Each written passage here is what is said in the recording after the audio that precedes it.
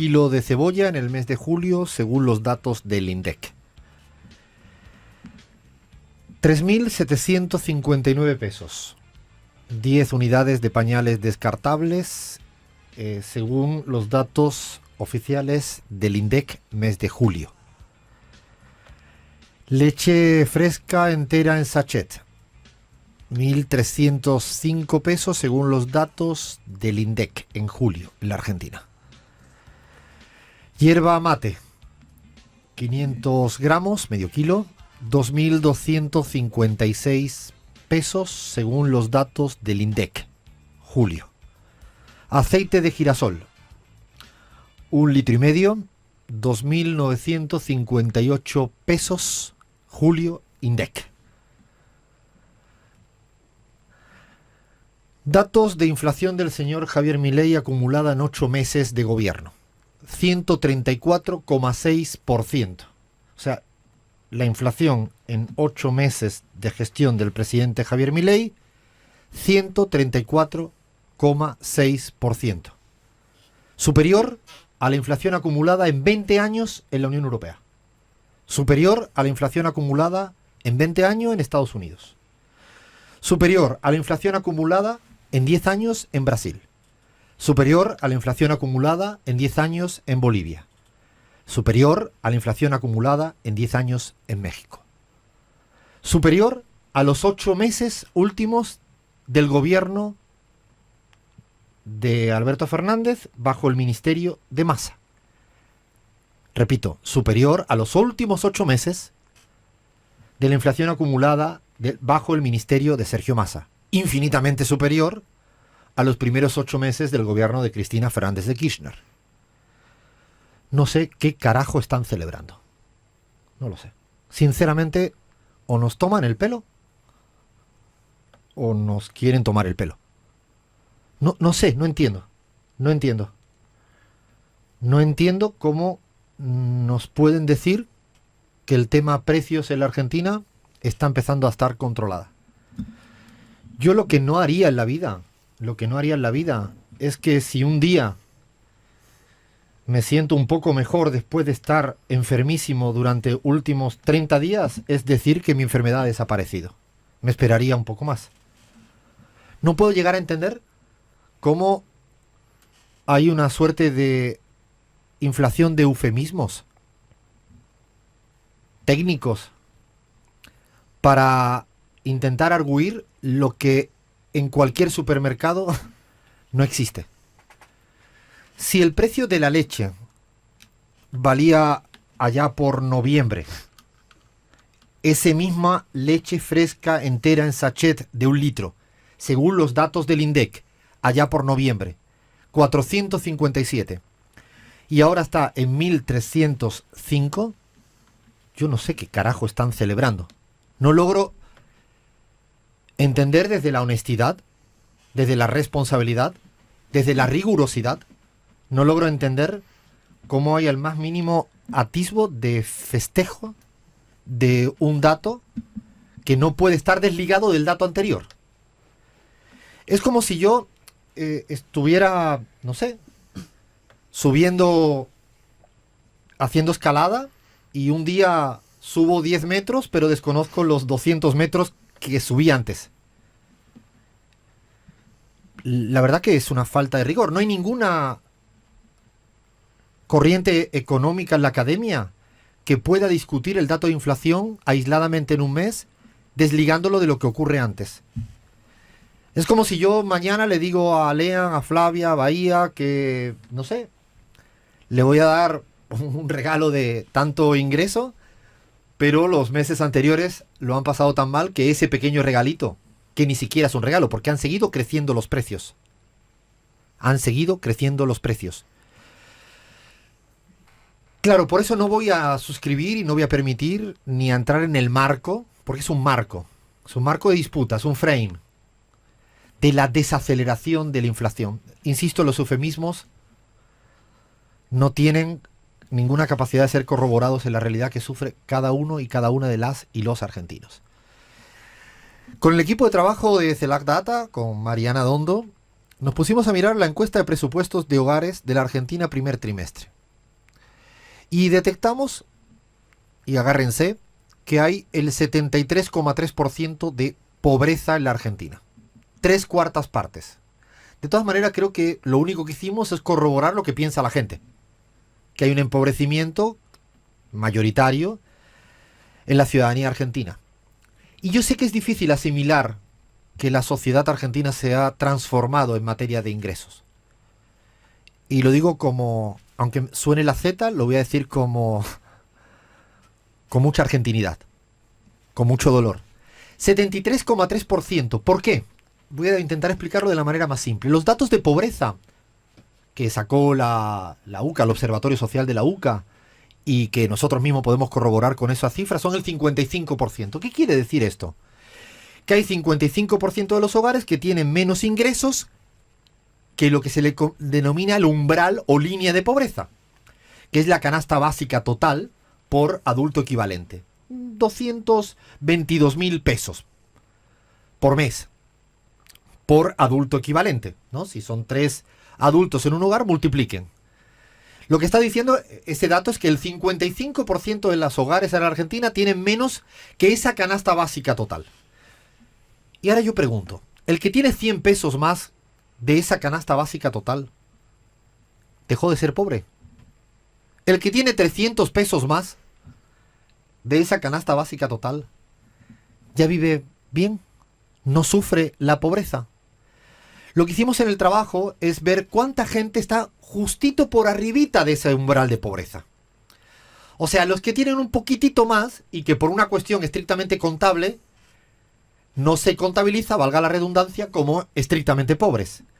No podemos, de ninguna manera, perder de vista para qué sirven los medidores de pobreza. Es para contabilizar el fenómeno de la pobreza. No es un experimento estadístico para ver qué número me sale. Para eso no es una ciencia social. La economía es una ciencia social y el análisis de esto. Y en esto, si me permiten, voy a decir lo que nunca digo. Yo hice mi tesis doctoral y mi postdoctorado sobre desigualdad y pobreza. O sea, me tiré mucho tiempo estudiando esto. Mucho tiempo estudiando esto. Y claro, uno tiene que ver quiénes son pobres, pero quién está un poquito por arriba. Es que el que está un poquito por arriba no está viviendo bien, está mal viviendo. Porque además hay algo, que es que el umbral de pobreza en la Argentina, en América Latina y en el mundo apenas contabiliza, o mejor dicho, lo mal contabiliza, los temas de vivienda. Y si yo le pregunto a cualquier persona en la Argentina y en la Conchinchina, el tema de vivienda es el principal gasto que hoy en día tiene la mayoría de la gente. Los que tienen el alquiler, los gastos de cualquier tipo. La vivienda está muy mal contabilizada en las líneas de pobreza, están subestimados. Por lo tanto, la canasta básica total no está considerando verdaderamente los problemas de gastos presupuestarios de los hogares en vivienda. Es por eso que definimos cuánta gente hay un poquito por arriba del umbral y que por tanto deberían de ser considerados afectados por la pobreza en la Argentina. Y el dato es duro de digerir y asimilar. 73,3%. 55 por debajo y un poquito por arriba, 18 puntos. Si yo sumo los pobres, y si le queréis llamar casi pobres, así lo utiliza esta terminología, no es mía, es del Banco Mundial. Si utilizáis la pobreza más los casi pobres, que insisto, en la Argentina de hoy están afectados por el fenómeno, están empobrecidos, 73,3%. ¿Qué significa que el 73,3% estén mal viviendo? Significa que no podemos hablar de clase media. Significa que, por favor, hagamos un diagnóstico certero, riguroso, preciso, sin eufemismos, de lo que es la inexistencia o lo raquítico de la clase media. Nos pusimos a mirar los datos y nos llamó poderosamente la atención algo. Es que el valor promedio de ingresos en la Argentina ya no es representativo de nada. ¿Por qué? Porque hay muy poca gente con ese ingreso medio. Cuando un ingreso medio deja de ser representativo del promedio, dicho teóricamente, vale un carajo. ¿Para qué vale? ¿Para qué vale un ingreso medio si al final no es promedio de nada? Pero voy a añadir otro dato.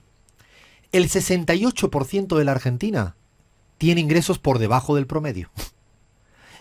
¿Qué quiere decir esto? Que la media en Argentina no está a la mitad. No queda en la mitad de la distribución. parte la distribución a los hogares argentinos en dos mitades completamente asimétricas.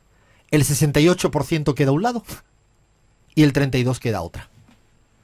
¿Para qué carajo hablamos de ingreso medio si no hay gente, mucha gente con el valor medio?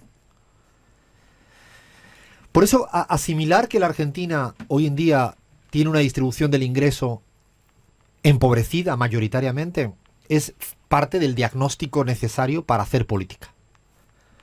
Que Milei no se preocupe de esto no me sorprende, porque no le importa el grado de no humanismo del señor Milei, no le interesa a esta población. Pero sí es cierto que la clase política opositora tiene que saber diagnosticar esto, asimilar que esta es la sociedad argentina y tiene que hacer políticas para la clase media, pero sobre todo para el 73,3% empobrecido. Porque si solo se sigue diciendo hay que hacer políticas para la clase media, estamos hablando que con los datos reales de la encuesta de presupuestos de hogares estamos haciendo política para el 16% de la población. O sea, si yo como... No, cosa que no soy. Pero si un político, una política, dice nuestro propósito es mejorar las condiciones de la clase media, claro que sí. Pero solo estaría hablándole al 16%.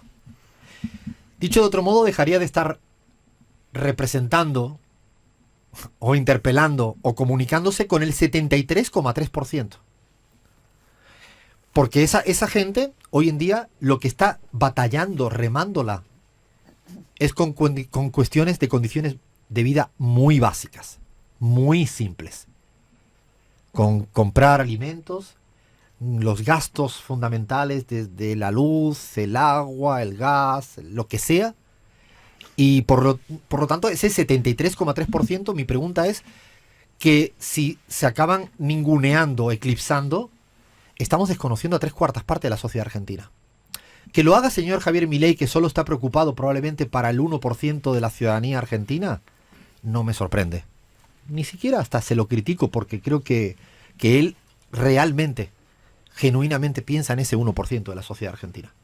Pero sí que hay una clase política que yo creo que defiende realmente quiere defender a la clase empobrecida, pero si no reconoce que hay 3/4 de la sociedad empobrecida, es como hablarle a una realidad que no existe. Yo recuerdo que Galeano siempre decía que solo se puede transformar la realidad que se diagnostica. Si no, estás transformando cualquier otra cosa. Y estos datos de distribución me podrían llegar a decir, y con razón, no son generados por el gobierno de Javier Milei. Claro, es evidente. Hay un arrastre de una mala distribución del ingreso en la Argentina y de un empobrecimiento creciente en la sociedad argentina en los últimos 8 años. Es cierto esto. En los últimos 8 años. Las cifras no engañan. El problema es que la aceleración de estos 8 meses para empobrecer a los que ya eran pobres, para empobrecer a los que estaban cerca de la clase media y que ya son pobres, para dejar a otros en casi pobres, y para que la clase media, si esto sigue así, pasado mañana serán pertenecientes a la nueva categoría de casi pobres. El proceso de la fabricación del señor Javier Milei para empobrecer a la sociedad argentina va a un ritmo acelerado. ¿Y por qué podemos decir esto? Es porque sí, porque nosotros nos pusimos a comparar los datos de la encuesta de presupuestos de hogares del primer trimestre de 2024 con los del primer trimestre del 2023. Claro, sí, porque nos gusta mirar los números para aseverar y ratificar las cosas. Anduvimos con Mariana Dondo, con Guillo Glietti, con Nico Oliva, mirando bien los números, y efectivamente, cada día, y es muy llamativo, la media se está acercando a la línea de pobreza. El proceso es que la línea de pobreza cada día es más el ingreso medio. Estoy seguro, y perdonen el spoiler, el próximo dato que tengamos del segundo trimestre de la encuesta de presupuestos de hogares, la línea de pobreza será cada vez más próxima a la línea media. Dicho de otro modo, será que la clase media es la clase pobre. La clase media es la clase pobre. En el fondo hay un término en estadístico que habría que utilizarlo más, que es la moda, el número de personas más frecuente. Y hoy en día los más frecuentes, desgraciadamente, son los pobres o casi pobres. 3/4 partes. Claro, no estoy como para festejar, la verdad. Como no estoy para festejar. O sea, si yo quiero hacer una lectura disociada de un 4% mensual de inflación, despegada de la inflación acumulada los últimos 8 meses, pero es que voy a ir más allá.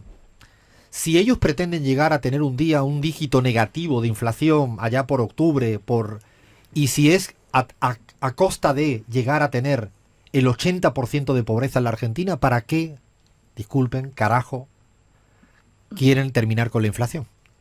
Porque si la inflación la van a terminar después de acumular, insisto, valores, ¿no? Que gana por goleada en negativo a cualquier análisis en Latinoamérica o en el mundo, pero si llegan al 90% de pobreza, ¿cuál es el objetivo?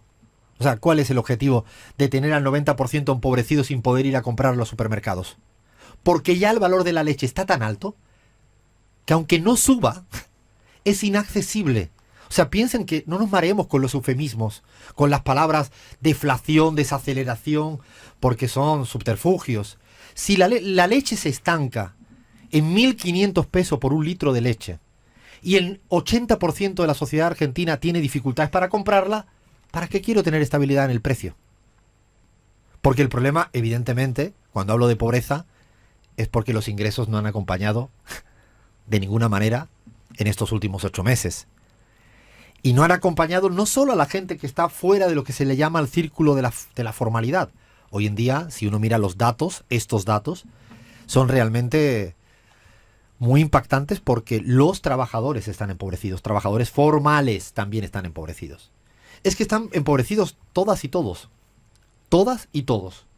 Obviando efectivamente un mínimo porcentaje del que se habla habitualmente muy poco. Por ejemplo, la banca. Banca, sí.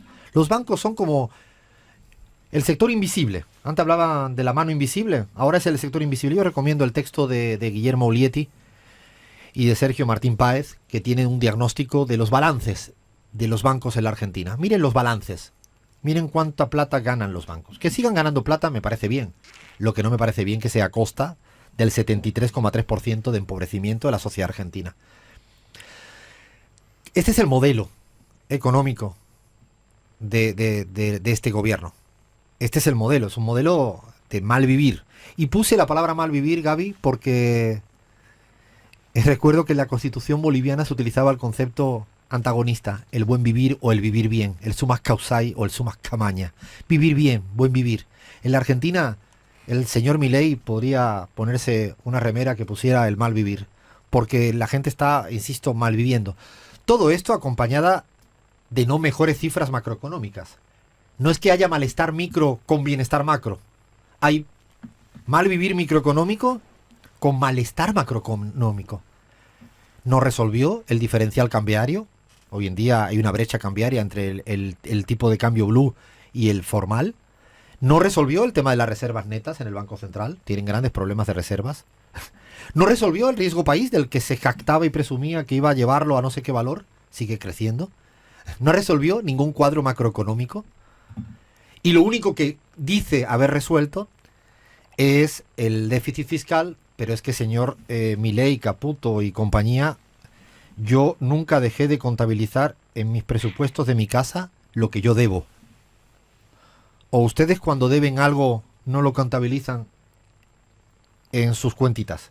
O sea, si yo debo plata, ¿niego esto en mi contabilidad de mi presupuesto de hogar? Si yo le debo plata porque he comprado kilos de papas que no puedo pagar y yo debo aquí 10.000 pesitos, ¿yo no lo cuento a final de mes en mi contabilidad de mi presupuesto de hogar? Claro, así yo me sale también equilibrio fiscal, todo lo que quiero y más. Lo mismo está haciendo con la cuestión del equilibrio comercial. Si yo no contabilizo las importaciones por pagar, pues efectivamente, si yo debo plata en una importación y no la contabilizo porque hago una pirueta en contabilidad, en ingeniería contable, efectivamente me salen. Por lo tanto, las dos únicas cifras que él presume son tramposas, mentirosas, poco rigurosas, si la queréis llamar así. En cambio, en el resto de variables, en ninguna. Macroeconómica, microeconómica, no le da nada. El problema es que va en dirección al colapso. Al colapso. Seguramente el manual de distracciones y no estoy hablando de lo que ha ocurrido en el caso de Alberto Fernández, que lo tratamos con mucha seriedad la semana pasada, porque no nos parece que sea del manual de distracciones, porque eso nos afecta profundamente a nosotros y a nosotras, a mí personalmente. No soy de los que me quedo mirando para otro lado, ni siquiera porque sea mal utilizado, tergiversado, malinterpretado por los mileis. Cuando uno tiene criterio propio no puede inclusive dejar de hablar de lo que le preocupa a uno, aunque ellos hablen de eso. Yo no voy a hablar de cuando van a hacer la gira y el rockstar y hacen estas... No me importa. Lo que digo es que ahí es donde está la disputa, porque el tema económico, lo que está claro es que con 8 meses de gobierno, no.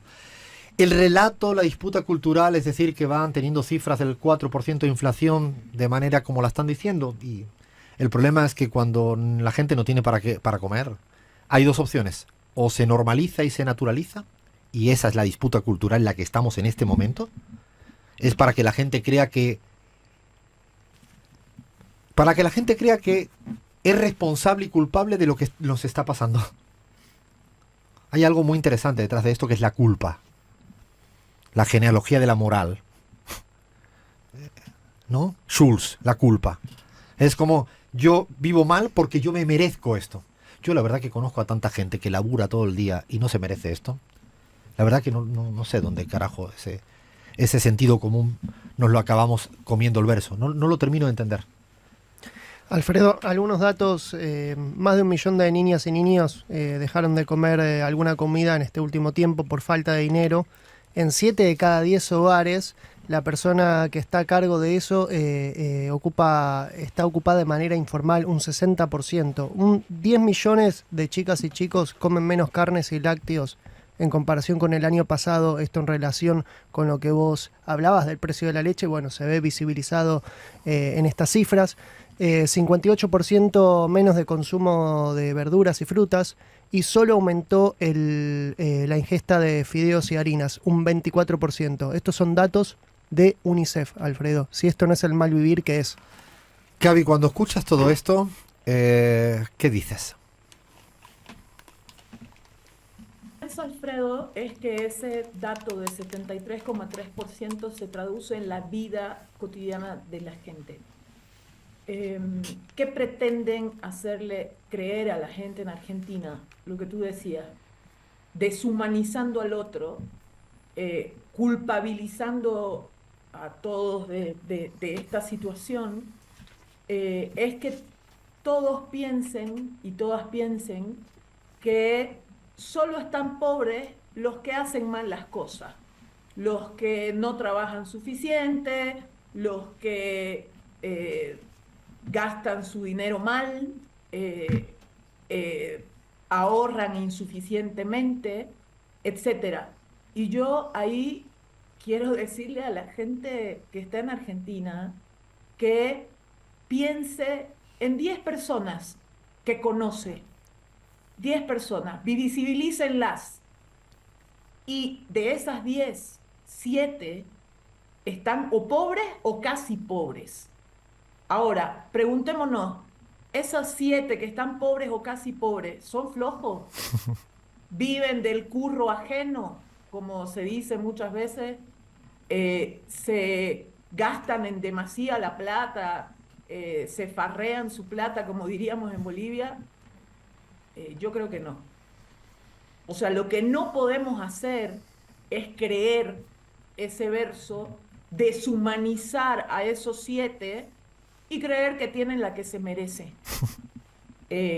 Porque son 7 personas que cada uno de los argentinos y argentinas conoce, es su vecino, es su madre, es su hermano, es su tío, es su primo, es su amigo, es su amiga. Es decir, son personas de carne y hueso, seres humanos que la están pasando mal. Y además hay que tener en cuenta un añadido, y esto cualquiera que haya estudiado economía, con un mínimo de rigor y seriedad, siempre hay un retardo en los datos económicos respecto a la realidad económica.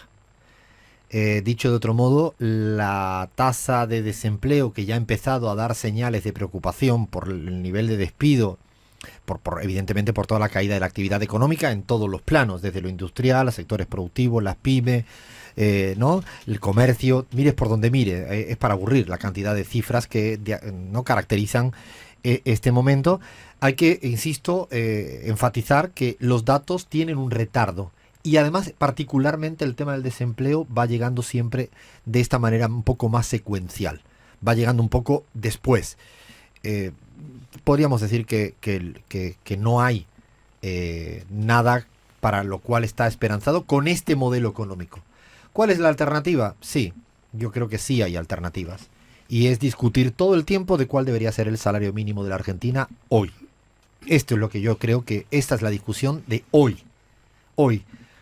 Yo la verdad que si tuviera alguna responsabilidad en este plano, yo ya estaría todos los días llevando al Congreso propuestas de salario mínimo hoy. Y ¿Qué? si pierdo, porque no tengo la suficiente mayoría parlamentaria, a veces perder una discusión política con un horizonte digno es el primer paso para una victoria futura. Uno no puede tener en política, hacer contabilidad de poroteo, de cuánto tengo. No, no. Yo no termino de entender por qué no solo hablamos del ingreso mínimo con estos datos. Con sinceridad lo digo.